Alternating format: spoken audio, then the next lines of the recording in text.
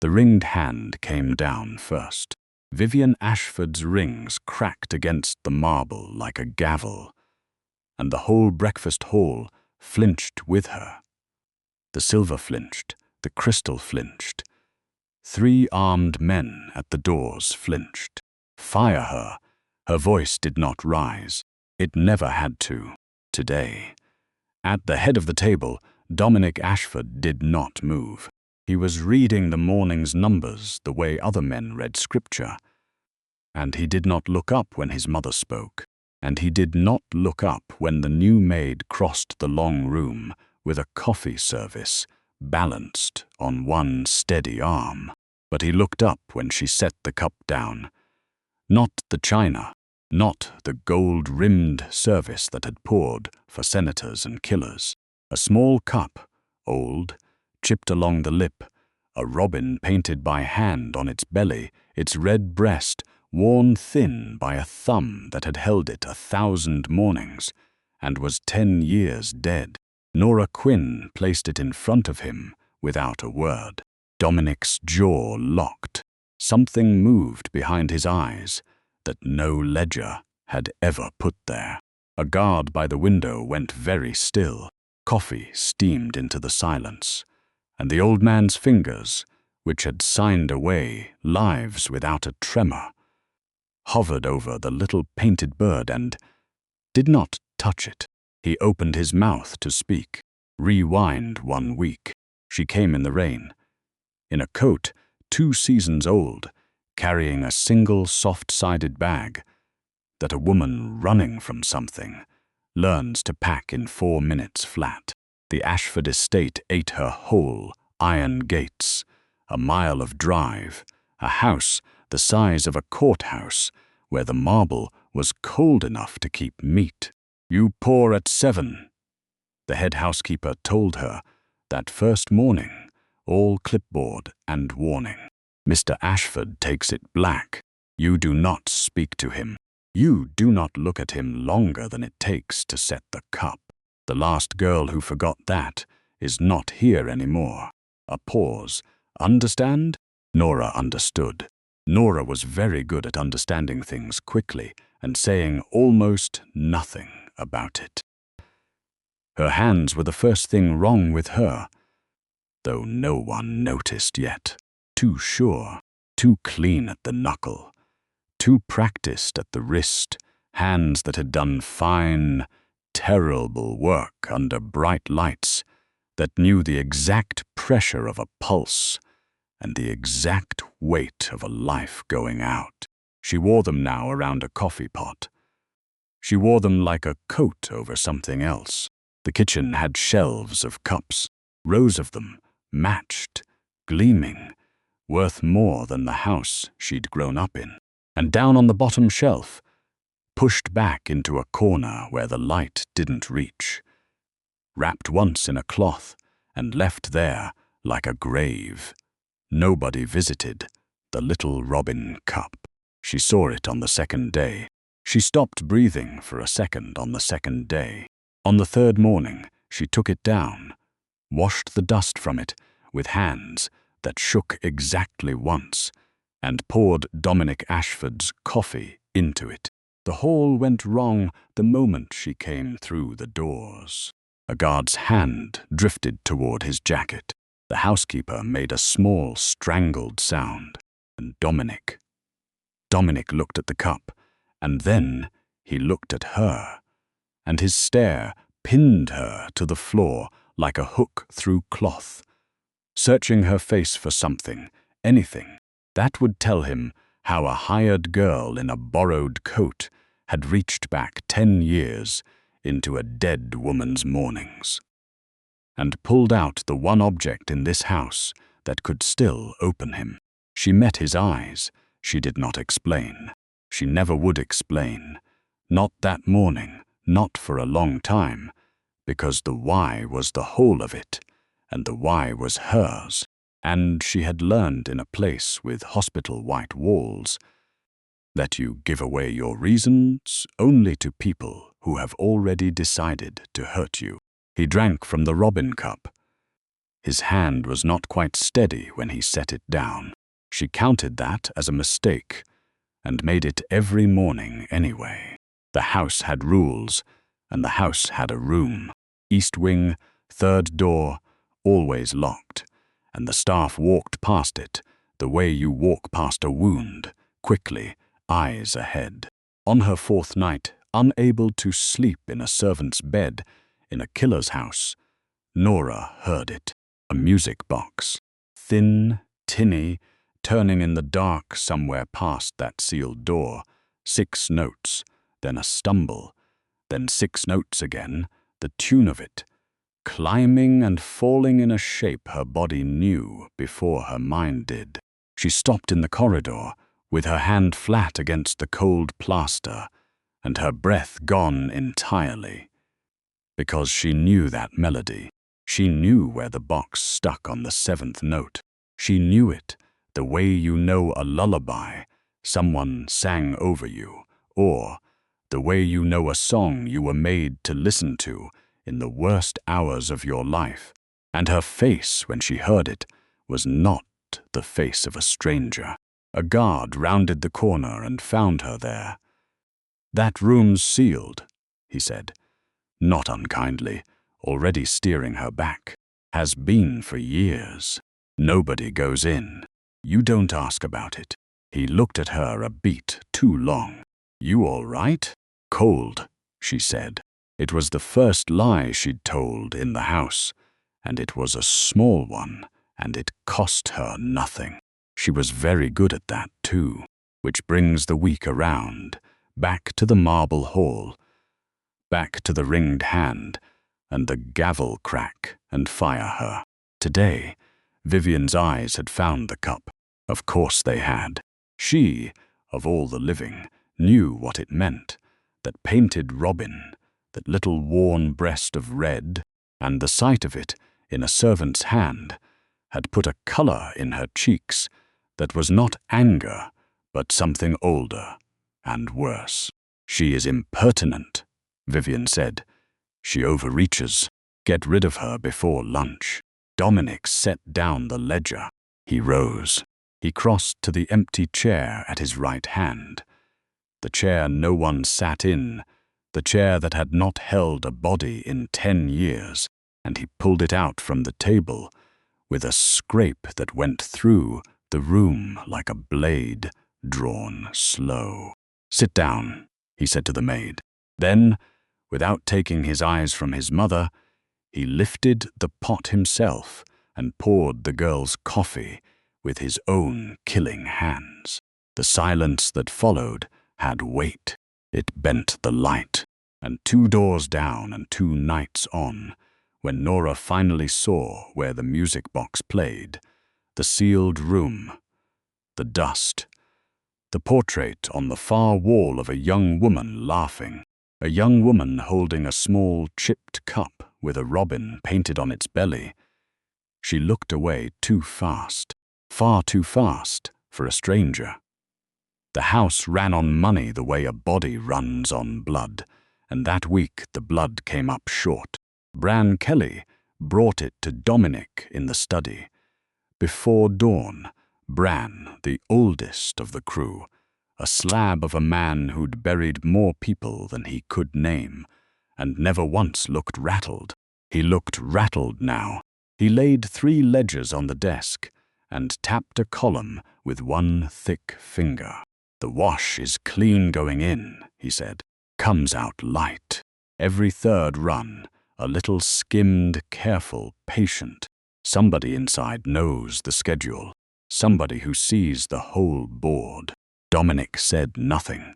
He turned the pages slowly, and the numbers told him what Bran wouldn't say out loud yet. That a mole doesn't skim from strangers. A mole skims from family. He let it sit. He let it breathe, the way he let everything breathe before he moved. Because a don who reacts fast dies young. Then, from the far end of the estate, another current moved that neither man saw. In the account's wing, Vivienne Ashford drew a shipping manifest toward herself with 2 ringed fingers, and changed a single dock number. A crate bound for the North Yard was quietly rerouted south, to a warehouse Dominic's men did not watch, to a buyer whose name did not appear on any book her son could read. She had been buying silence for years, and silence always came due. She capped her pen and rang for tea, and the thing she'd set in motion went on turning in the dark. Bran cleared his throat. The girl, the maid, she's been in and out of this room. I'd move her. She stays, Dominic said, eyes never leaving the ledger. Say it again and lose the tongue. Bran shut his mouth. Dominic turned another page, and the skim trail crawled on beneath his finger. 3rd run. Little light. 3rd run. Little light. A pattern with a patient hand behind it. Nora cleaned that study on Thursdays. She dusted the way she did everything, quiet and complete. And she read what she was not meant to read, the way she poured what she was not told to pour. On the desk, under a paperweight of raw quartz, sat a ledger that did not match the others, older, water-stained. One corner black, where fire had been let touch it, and then thought better of. She did not open it. She only tilted her head to catch the burned edge, and there, half eaten by the char, a name printed in a bank's cold serif. A hospital. A hospital and a sum with far too many zeros, marked settled. Her thumb went still on the cloth. Beside the ledger sat the Robin cup. He kept it there now. He drank from it every morning and set it down among his numbers. This small chipped thing among instruments of ruin, and Nora looked at it and looked at the burned name, and something in her face closed like a door. The phone on the desk had a message light blinking. A caller had rung 4 times, no name, only a number. She read it once. She was very good at reading a thing once, and went back to her dusting. She found the number's owner the next evening by accident, passing the accounts wing, when the same digits lit up on a private line at Vivian's elbow, and the old woman answered, in a voice gone suddenly low and hard, a voice for people you owe, or people you own. Nora walked on. She did not slow. That Friday the house threw one of its cold, glittering dinners, and a guest 3 glasses deep caught her wrist as she cleared his plate. Dominic was across the room, and then he wasn't, and he walked her out of the man's reach, with a hand at the small of her back, and never looked at the guest at all. At the door he let her go. Neither of them spoke. The new accountant arrived Monday. Theo Marsh came smiling, a soft-handed man in a good suit, with an easy laugh and a memory for names, and he had papers signed by Vivienne herself, vetted, cleared, hired while Dominic was in Detroit, and told about it after. He asked friendly questions about the schedules, the runs, the yards, the little rhythms of how the money moved, and he wrote nothing down where anyone could see. He praised the coffee. He noticed the Robin cup and asked, lightly, whose it was, and when no one answered, he smiled wider and let it go. He praised Nora, too, her efficiency, her quiet. He watched her cross a room the way a man watches a door he means to use. She cleaned his office that night and found, in the waste basket, a photograph torn in half. Half a face, half a lanyard, the corner of a laminated card. She pocketed it without deciding to. In her room, under the lamp, she pressed the 2 halves together, and her own eyes looked back at her from a hospital ID badge. Younger, tired, a name inked out in black, so thoroughly the marker had scored the plastic. Someone in this house already knew who she was and had let her come anyway. She sat very still with that for a long time. Then she burned it in the sink. Midnight found her at the kitchen basin, sleeves pushed up, washing the robin cup by hand under a single low light. The way you wash a thing you love, slow, thumb tracing the worn red breast. She didn't hear him until he spoke. "She used to hum that," Dominic said from the dark of the doorway. His voice had none of its daylight iron. "The one you heard from the east wing. My sister, every morning with that cup." He didn't ask how Nora had known to use it. He didn't ask anything. He only looked at her hands around the bird, and something in his face went soft and unguarded and 10 years young. For 3 heartbeats, the house was just a house, and 2 people and a small painted robin between them.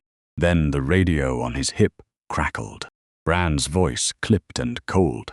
"Boss, the mole moved tonight. Big number. It's gone." Dominic's face closed like a fist. He set the cup down, gently, even now, and walked out into the dark to go hunting. And behind him, Nora stood with the water running cold over her wrists, and did not tell him the number the mole had called. He came back at 2 in the morning, with blood on his knuckles that wasn't his, and he found her still in the kitchen, and he asked her the question with his eyes. So she told him. "I was her nurse," Nora said. "The night shift, the private clinic on Ellis Road, the one with no sign." She dried her hands and did not look away from him, though it cost her. "Your sister. I poured her coffee every dawn for 4 months into that cup, because she asked me to and because it made her smile when nothing else did. I know the tune from the music box, because she hummed it to me the night before she died." Her voice did not break. It had broken long ago and set wrong. "She didn't die of the illness, Dominic. She was getting better.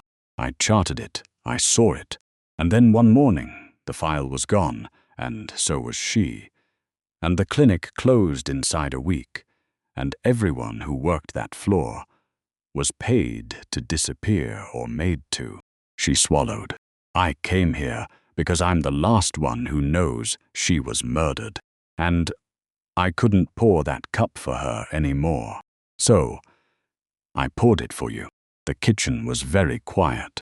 10 years of grief moved across Dominic Ashford's face and found no exit. "The ledger," he said finally. "The hospital settled. Someone paid to bury her," Nora said, "and the payments never stopped. The redirected shipment made sense all at once. Mine one blowing soft and sick under both of them. The skim, the patient third-run thefts, the crate rerouted south. Not greed. Cover. Money moving quietly to keep a clinic's paper shredded, and a coroner's hand steady, and a floor of nurses silent for a decade. Someone in this house had been paying for the sister's death every single month since it happened. "Who?" Dominic said. Not a question, a sentence. He never got to hear her answer. The kitchen doors opened, and Theo Marsh came through them smiling. And behind him were 4 men who were not staff, and the barrels they carried caught the low light. "There she is," Theo said pleasantly. "Your mole, Mr. Ashford, planted Maid. Ex-clinic staff, false papers, cozies up to the family, feeds the skim to a rival. I have the documents." He spread his soft hands. "Your mother thought you should see the proof before the girl talked her way any deeper. She's asked that Miss Quinn be taken." Nora went still. The threat had turned, and it was pointed at her now, at her throat and her wrists, and the war she'd walked in carrying alone. Dominic did not tremble. Dominic did not reach for a wall.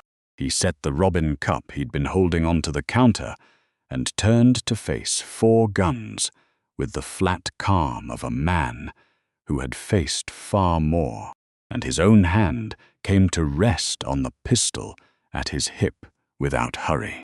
"You vetted yourself in while I was in Detroit," he said to Theo. "My mother's line rang a private number 4 times this week. You praised a cup and asked whose it was." His voice dropped to something colder than the marble. "You want me to believe the frightened one is the maid." Theo's smile thinned. "She poured that cup," Dominic went on, "the way only one other person alive ever poured it. My mother didn't send you to protect me. She sent you to bury the last mouth." "Dominic," Nora said, one word, quiet, and it reached him where the guns could not. "I chose the robin because I loved her too." Something in him settled. He believed her. That was the moment Vivian lost. "Bran," Dominic called, not turning. "Doors." And Bran Kelly's voice came back from the corridor speaker, slow and almost sorry. "Already done, boss. Sealed. Everyone." A pause that fell like a body. "She got to me before you were ever born, Dominic. I've been hers a long time. The oldest knife in the house had been the inside one all along." Dominic's face did not change. And that was the most frightening thing about it. Steel doors thudded home somewhere deep in the estate, the east wing first. Then the halls, the whole house, closing around them like a fist closing around a coal. "They're breaching east," Bran said. "You've got about a minute." Theo lunged for Nora. Dominic caught his arm and threw him into the counter, and in the scramble of bodies, and the shout and the first crack of a gun going wide, an elbow swept the edge of the counter, and the small chipped cup went with it. It fell. It hit the marble, and it broke. The robin split clean through its red breast.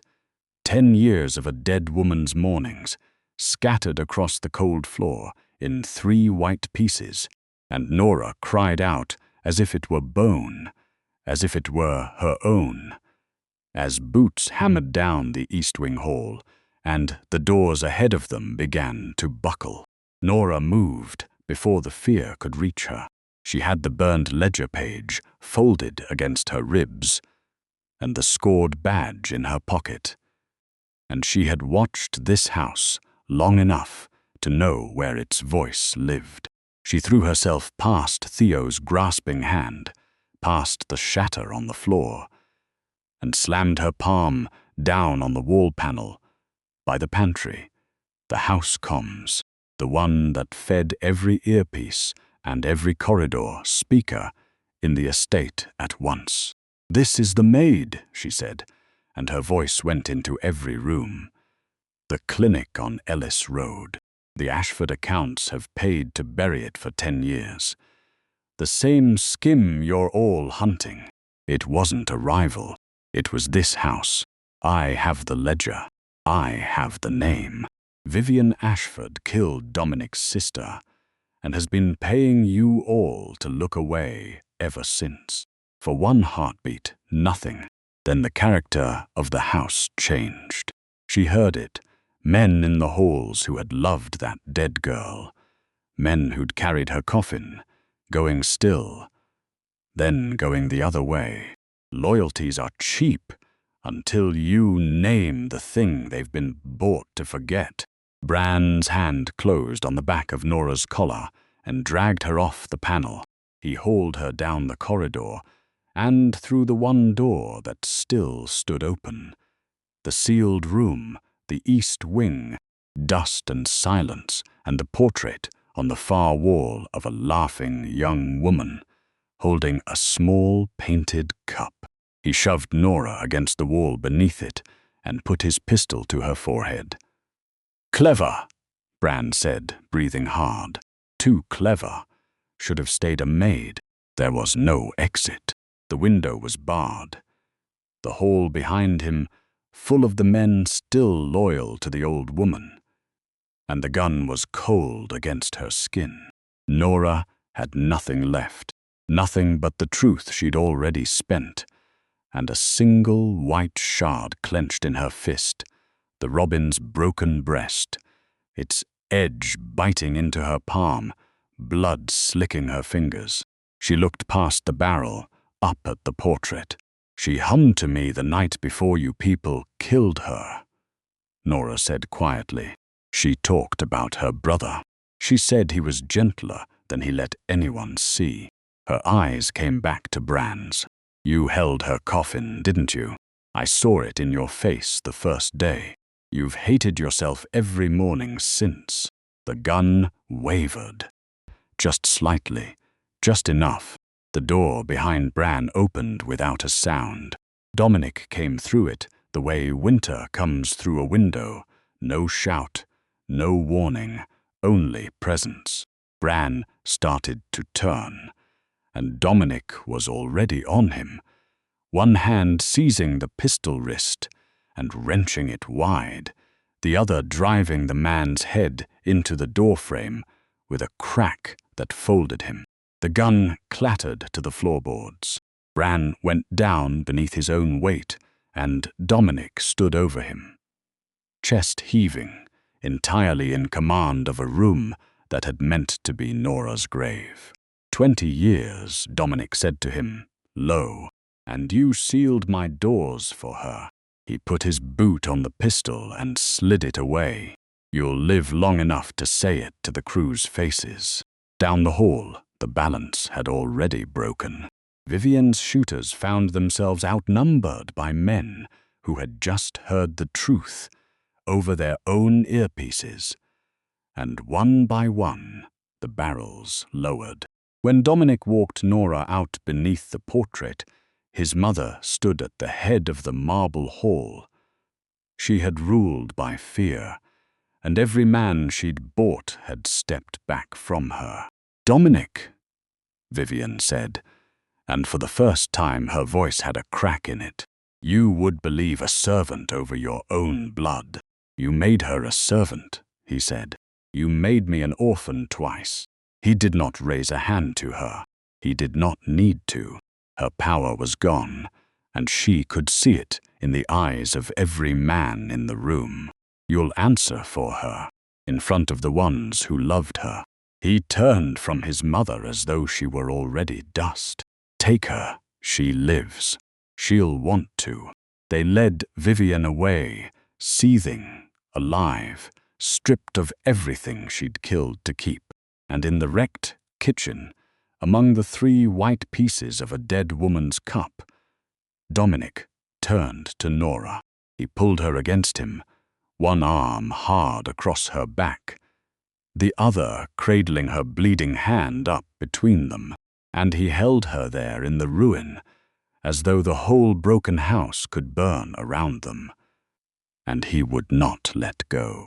"You're mine now," he said against her hair. "The name, the house, all of it. Every enemy I have is yours to be protected from. And I will spend all of it doing that." He drew back just enough to see her face. "Do you understand me?" Then he lifted the robin shard from her open palm, gently, the way he did everything that mattered, and closed his own hand around the blood and the broken bird, and did not let it fall again. They did not put Vivian in the ground. They gave her to the law instead. Dominic walked the ledger, the clinic invoices, and the paid-for coffin into the district attorney's office himself. And Vivian Ashford left the house in handcuffs between 2 federal agents, her rings catching the light one last time. She would answer for all of it in a courtroom, not a quiet room, and the accounts she'd bled for 30 years were frozen before her car reached the gate. Theo Marsh made it 4 days. A man with a memory for names is only useful while someone pays for the names, and no one was paying anymore. The police took him at a bus depot 2 states over, traveling under an alias from Vivian's own book, and the ledger he'd helped keep became the evidence that kept him. The board was clean. Every piece accounted for. Weeks passed. The house learned to breathe again. One morning, sun on the marble where the blood had been, Dominic found Nora at the long table and did not sit. He set an envelope in front of her. Thick, official. "Back wages," he said. "Every year they shorted you. And references, if you want them. Nora, you can go. The gates are open, the debt is paid, and no one alive will stop you.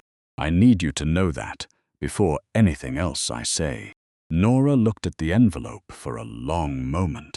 Then she slid it aside, pulled out the chair beside his place, the one she had stood behind for years, and never once sat in, and sat down. "I spent my whole life in houses I couldn't leave," she said. "This is the first one I get to choose. I'm choosing it. I'm choosing you." Something in Dominic's shoulders came down that had been up since he was a boy. He set the second thing in front of her. A cup, new enamel, still smelling of the kiln. A robin painted on its belly, red breast unbroken. "I had it made."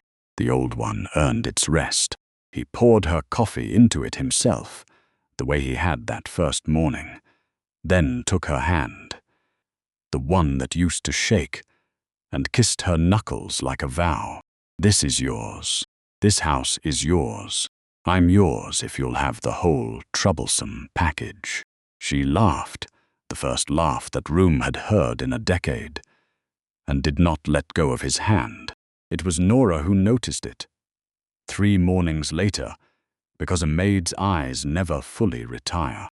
A dark sedan, parked across the street just past the gate's sightline. No plates she could read. No one ever got out. It had been there yesterday, and the day before that.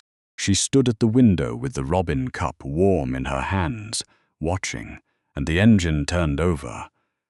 Slow, unhurried, like something with all the time in the world. And the car pulled away without a single face shown. By nightfall it was back. Nora didn't tell Dominic. Not yet. Some part of her wanted to be wrong first. So tell me, should she warn him tonight? Or wait until she knows who's sitting in that car?